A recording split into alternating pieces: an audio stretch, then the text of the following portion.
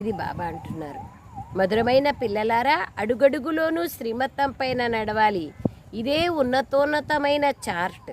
ఏ పిల్లలకైతే శ్రీమతం పైన గౌరవం ఉంటుందో వారు మురళిని తప్పకుండా చదువుతారు.